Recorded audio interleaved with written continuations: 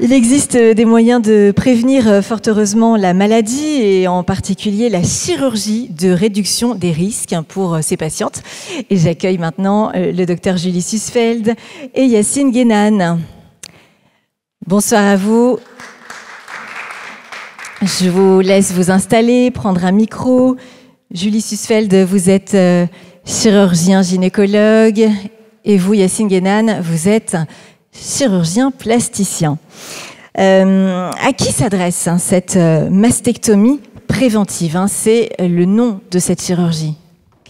Oui, bonsoir. Donc effectivement, on va discuter d'une part, on a déjà pas mal abordé le sujet, mais effectivement, c'est des patientes mutées, majoritairement BRCA1 ou 2, ou effectivement les autres mutations à haut risque, chez des populations indemnes de cancer du sein. Il y a effectivement aussi, et on en a également parlé, les patientes qui sont non mutées, mais qui ont eu des histoires familiales évocatrices et qui peuvent aussi rentrer dans le cadre de cette prise en charge. Et ensuite, une troisième chose, c'est les patientes mutées qui présentent un cancer du sein, qui ont été du coup diagnostiquées, qui ont eu une chirurgie, soit conservatrice ou pas, du sein traité. Donc il sera question, dans le cadre d'un traitement conservateur d'une chirurgie par mastectomie du sein traité, et d'autre part la chirurgie prophylactique contralatérale. Et la question est le délai, est-ce qu'il y a une reconstruction mammaire immédiate ou différée?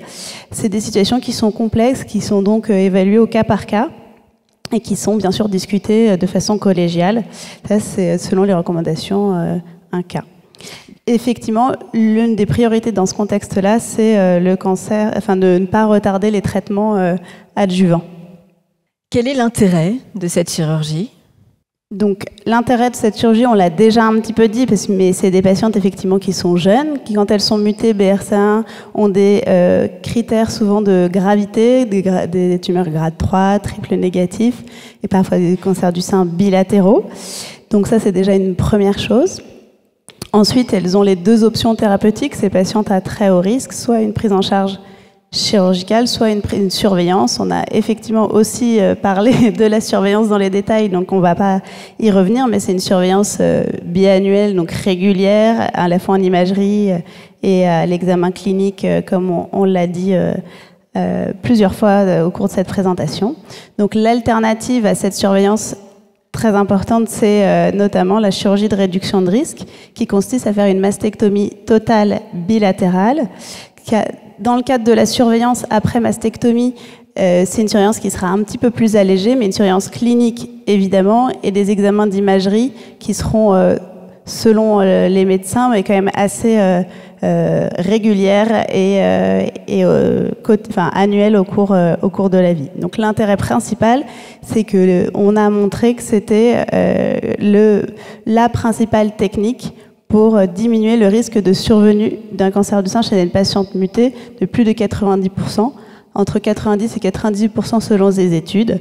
Donc il y a beaucoup d'études qui ont été faites, mais notamment des études qui ont montré que sur 640 patientes opérées dans une Mayo Clinic, à la Mayo Clinic, il y avait les mastectomies sous-cutanées représentaient 90% de réduction de risque par rapport aux patientes qui n'avaient pas été opérées. Il y a également d'autres études, et notamment l'étude PROSE, avec une étude prospective qui montre que 483 patientes mutées, il y a 105 mastectomies prophylactiques bilatérales, et au sein de ces patientes, dans le groupe mastectomie bilatérale prophylactique, il y a 2% de cancer du sein, alors que dans le groupe contrôle, 49% de cancer du sein, donc une réduction de risque de plus de 90%. Alors, vous allez nous parler maintenant du parcours de soins de ces patientes.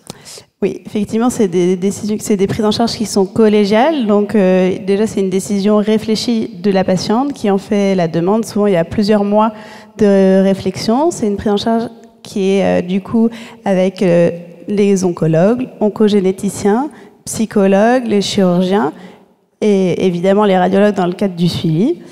C'est des patients qui sont présentés en réunion de concertation pluridisciplinaire avec une décision collégiale, et dans les recommandations, il y a une indication de proposer à la patiente une reconstruction. Elle doit donc avoir une information éclairée de l'ensemble des différentes techniques. Et ensuite, le choix de reconstruction relève du choix de la patiente après exposition des différentes options thérapeutiques et donc techniques de reconstruction ou non. On va en parler donc justement de ces techniques avec vous, Dr Yacine Guénane. Plusieurs types, différents types de mastectomie. Bonsoir. Donc il y a plusieurs techniques de mastectomie. Il y a la technique classique que souvent les médecins ont vu, c'est on en retire toute la peau et l'aréole en entier. Mais ça, c'est plutôt lorsqu'on ne veut pas faire de reconstruction mammaire, souvent chez les personnes âgées. Et sinon, il y a une deuxième technique où on retire uniquement l'aréole et on conserve le plus l'enveloppe cutanée le plus possible. Comme vous voyez sur les images, ça peut être sous forme d'un fuseau horizontal, soit on retire uniquement l'aréole. Et enfin, dans la troisième image, en fait, on fait la mastectomie et on réduit le sein dans la même intervention. Ce qu'il faut comprendre, en fait, c'est qu'un des facteurs les plus déterminants vis-à-vis de la forme du sein, c'est l'enveloppe cutanée. Donc, si on veut reconstruire le sein après mastectomie, il faut faire en sorte de garder le plus de peau possible pour que ça ressemble le plus au sein avant chirurgie. Et enfin, on a la troisième technique, celle qu'on préfère parce que c'est celle qui donne les meilleurs résultats, c'est celle où on garde à la fois l'enveloppe cutanée et l'aréole, avec une cicatrice qui peut être soit sous l'aréole, sous le mamelon, radiaire externe ou sous mammaire. Et dans ces cas-là, il faut absolument être sûr qu'on ne laisse pas de cancer au niveau du mamelon, et donc il y a toujours une biopsie rétromamelonnaire qui est faite pendant l'intervention, et on a les résultats après la chirurgie, donc c'est pas pendant la chirurgie. Et si besoin, si jamais malheureusement c'est positif, on enlève le mamelon dans un deuxième temps. Mais c'est la technique qu'on préfère parce que c'est celle qui donne les meilleurs résultats, comme je vous ai dit. Plus on garde de peau, plus on garde l'enveloppe cutanée, et meilleurs sont les résultats. Les complications, ouais. Voilà, les complications. Donc il y a les complications non spécifiques de toutes les chirurgies qui peuvent être des infections, des hématomes, voilà. Mais nous, ce qu'on redoute le plus, c'est la nécrose cutanée. Parce que pour deux raisons. D'une part, lorsqu'on met une prothèse en dessous, si on a une nécrose cutanée, on a une exposition de la prothèse, et donc on doit retirer la prothèse et on a tout perdu. On a perdu le bénéfice de la reconstruction. Et comme je vous l'ai dit, en fait, c'est l'enveloppe cutanée qui détermine le plus la forme du sein. Et donc, si on a une nécrose cutanée, eh ben, on perd en partie cette forme. Et sur les photos, là, on voit surtout des mastectomies avec réduction de l'enveloppe cutanée chez des seins volumineux. Et on voit que cette nécrose, elle est surtout sur la partie verticale, c'est-à-dire entre le mamelon et le sillon sous-mammaire. Parce que quand on fait une mastectomie, on va précariser la vascularisation de la peau. La peau est beaucoup plus fragile, elle est moins nourrie, elle a moins d'apport sanguin. Et en fait, l'apport sanguin du sein vient principalement des vaisseaux mammaires internes et mammaires externes qui se rejoignent au milieu. Et lorsqu'on fait une réduction mammaire en même temps, en fait, on coupe ces vaisseaux. Et donc, le premier site de nécrose, c'est au milieu. Et donc, notre attitude a changé par rapport aux mutations BRCA1 et 2 pour les mastectomies prophylactiques. Maintenant, il n'y a pas d'urgence à faire les deux en même temps, la mastectomie et la réduction mammaire. Et donc, ce qu'on propose aux patientes qui ont des seins volumineux et qui ont une mutation BRCA1 ou 2, c'est d'abord de leur faire une réduction mammaire classique, où on ne précarise pas l'enveloppe cutanée. Elles cicatrisent, elles reviennent nous voir 6 mois, voire 1 an après, et là, on peut faire une mastectomie. En gros, à travers la cicatrice, les rameaux vasculaires, en fait, ça recicatrise, donc ça se revascularise, et donc la mastectomie est moins à risque dans ce cas-là. Et donc, ça représente quand même 20% des interventions. Pour revenir à la chirurgie, comment vous restituez le volume? Vous appuyez sur quelle technique? Alors, pour les reconstructions mammaires, il y a deux grandes manières de faire. Il y a soit on reconstruit tout de suite après la mastectomie, soit on le fait dans un deuxième temps. Mais dans le cadre des mastectomies prophylactiques, dans la majorité des cas, s'il y a reconstruction, c'est dans l'immédiat, parce que c'est ce qui donne les meilleurs résultats esthétiques. Deux techniques sont possibles. Soit on restitue le volume via une prothèse, soit par un lambeau, c'est-à-dire on prend la peau ou les muscles ou la peau et le muscle de la patiente pour refaire le volume mammaire. Et dans les mastectomies prophylactiques, il y a une grande majorité de reconstruction par prothèse, ce qui représente 4 cas sur 5. Pourquoi? Parce que, comme je vous le disais juste avant, de manière schématique, les petits volumes sont reconstruits par des prothèses et les gros volumes par des lambeaux. Voilà, sauf si la patiente veut à tout prix un lambeau ou à tout prix une prothèse. Mais voilà, de manière schématique, c'est ça. Et comme on peut faire cette chirurgie en 2 temps, on peut, chez les patientes qui ont un volume important, on peut réduire le sein et ensuite pouvoir proposer une reconstruction par prothèse. Et ce qu'il faut bien dire aux patients, c'est que ce sont des chirurgies multiples. En fait, quand on fait la première intervention, on a juste une prothèse qui est sous la peau et sous le muscle, et le résultat, il peut être inesthétique. Et il faut bien les informer avant que ce n'est pas le résultat définitif et que ça se fait en plusieurs étapes. Et notamment, on est obligé de faire des injections de graisse sous la peau pour épaissir la peau, faire en sorte que la prothèse soit moins visible. Donc, il faut partir du principe qu'il y a au moins 2, voire 3 chirurgies, même des changements de prothèse, avant d'avoir un résultat définitif. Alors voilà, juste un exemple de reconstruction mammaire immédiate. Ça, c'est les photos pré-op. Alors, c'est les cas qu'on préfère parce que c'est un petit volume, il n'y a pas de ptose, c'est-à-dire le sein ne tombe pas. Et donc, après chirurgie, donc là, c'est une voie sous-mammaire. On ne voit pas la cicatrice parce qu'elle est cachée dans le sillon. Il y a eu plusieurs séances de lipofilling et la prothèse est sous le muscle.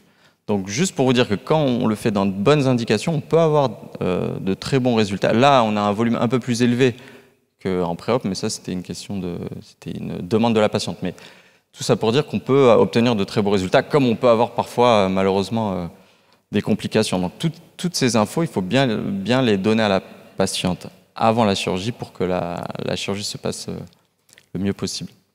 Quel est le suivi? Alors, il est surtout, les recommandations de l'INCA 2019 disent surtout, c'est un suivi clinique qui peut être annuel, voire biannuel, et plus ou moins associé à une IRM mammaire, surtout lorsqu'on a conservé l'aréole, parce qu'il reste un peu de tissu galactophorique au niveau du mamelon, et plus ou moins une échographie du sein et du creux axillaire. Mais dans les faits, ces patientes, elles sont reconstruites, elles ont des prothèses, on les voit régulièrement, donc très souvent quand même, elles ont un suivi radiologique dans les suites de leur intervention, même si ce n'est pas les recommandations à proprement parler. Le vécu des patientes après une telle chirurgie, ça donne quoi? Alors, bon, heureusement, la majorité sont contentes, mais il y a quand même 20% d'insatisfaction, ce qui est quand même très important. Il y a 1 cas sur 5 avec une altération de la qualité de vie. Alors, ça peut être pour plusieurs raisons. Déjà pour des raisons esthétiques, c'est-à-dire que les patientes trouvent que leur sein ne ressemble pas au sein d'avant. Voilà, ça peut être des complications post-opératoires ou il peut y avoir une part liée au chirurgien, peu importe. Mais surtout, les patientes se plaignent d'un trouble de la sensibilité au niveau du sein et du mamelon. Et en fait, il faut bien expliquer aux patientes qu'une reconstruction par prothèse, c'est pas du tout la même chose qu'une augmentation mammaire par prothèse. Parce qu'elles se disent, bon, il y a plein de femmes qui ont des augmentations par prothèse, ça se passe bien, elles sont contentes. Ça n'a rien à voir, même si c'est le même matériel. Quand on fait une mastectomie avec reconstruction par prothèse, on va décoller toute la glande de la peau et donc on va perdre en sensibilité au niveau cutané et surtout au niveau de l'aréole. Et donc il peut avoir un vrai impact sur la qualité de vie. Les facteurs de risque, c'est les facteurs de risque d'insatisfaction sont un BMI élevé. Comme je vous ai dit, plus un sein est volumineux, plus il est difficile à reconstruire. Et donc, chez les patientes avec un BMI élevé, souvent elles ont des seins volumineux. Les antécédents de tumorectomie, ça c'est lorsqu'on découvre la mutation BRCA2 après la chirurgie. Donc elles ont eu une tumorectomie, une radiothérapie, et les reconstructions mammaires après radiothérapie sont bien plus difficiles, avec plus de complications, plus de rétraction cutanée. Et donc le fait d'avoir une chirurgie avant, on perd en qualité. Le fait d'avoir un point instable et surtout le fait d'avoir un délai court entre l'information et la chirurgie. Et c'est ça qui est le plus important, c'est qu'il faut absolument prendre le temps d'informer les patientes et ne pas aller à la chirurgie rapidement. Je ne vais pas dire on a le temps, mais il n'y a rien d'urgent et donc il faut 6 mois, 1 an, 2 ans si nécessaire. Et donc l'information de la patiente est primordiale pour que les choses se passent bien après la chirurgie. Merci Yacine Guénane. On va donc parler avec vous maintenant, Julie Sussfeld, de l'annexectomie. Lorsqu'on est porteur du gène BRCA1, il existe également des risques importants de développer un cancer de l'ovaire. Et c'est là donc qu'intervient cette chirurgie prophylactique, la chirurgie préventive du cancer de l'ovaire. Quel est l'intérêt de cette intervention et à quel moment et quand et pourquoi vous la proposez? On a déjà un petit peu abordé aussi la question, mais globalement, le risque de cancer d'ovaire dans la population générale, il est de 1%. Chez les patientes mutées BRCA1, il varie entre 10% à l'âge de 50 ans et jusqu'à 40% à l'âge de 70 ans. Et il est un tout petit peu plus faible chez les patientes BRCA2, entre 3 et 15% en fonction de l'âge. Donc c'est quand même très nettement supérieur à la population générale. Donc, on a démontré que réaliser une annexectomie bilatérale à la fois diminuer le risque effectivement de cancer de l'ovaire, on en parlera dans quelques secondes, mais également une réduction du cancer du sein de l'ordre de 50% par diminution de l'imprégnation hormonale. Donc ça, c'est très important dans ce contexte-là par rapport à tout ce dont on a discuté jusqu'à maintenant. Effectivement, il faut que les patientes, elles aient leurs enfants, donc et lié à ça, il y a un âge lié à la survenue de ce cancer qui a été établi. Donc chez les patients de BRCA1, c'est à partir de 40 ans, 45 ans chez les patients de BRCA2 et en fonction, l'âge peut varier chez les autres patientes mutées à très haut risque dont on a déjà parlé. Cet âge, il doit être modulé selon le type de prédisposition génétique, comme on l'a dit, selon l'âge, si la patiente a un antécédent familial de cancer de l'ovaire dans la famille, et bien sûr si elle a eu un cancer du sein qui est personnel ou s'il y a des antécédents par ailleurs. Donc comment ça se passe? C'est une chirurgie qui peut se faire par célioscopie en ambulatoire. Donc elles entrent le matin, elles sortent le soir. Un trocar, donc il y a un trocar transombilical et ensuite on opère la patiente via une caméra et on fait donc une annexectomie bilatérale avec une cytologie péritonéale. Donc on prélève un petit peu du liquide, et parfois des biopsies péritonéales et on fait une annexectomie. On enlève la trompe et l'ovaire qu'on extrait de façon protégée dans un sac. Globalement, les suites opératoires, elles sont marquées, donc il y a les risques comme toute chirurgie, d'hématomes, d'infections, qui sont quand même relativement faibles, mais qui existent. Et principalement, c'est la mise en ménopause liée à l'annexectomie bilatérale, et donc du coup les symptômes liés à cette ménopause, bouffée de chaleur, atrophie vulvaire, baisse de la libido, l'ostéoporose potentiellement induite. Et c'est toute cette prise en charge-là qu'il faut également prendre en charge potentiellement. Quelques mots maintenant sur l'indication du traitement hormonal substitutif chez les patientes opérées. Donc c'est vraiment chez les patientes indemnes, mais c'est vrai qu'il y a des discussions parfois sur l'intérêt du traitement hormonal chez ces patientes. Donc c'est vraiment au cas par cas. Il peut être discuté selon les recommandations chez certaines patientes qu'elles aient recours à ces traitements. Donc c'est non recommandé après 50 ans.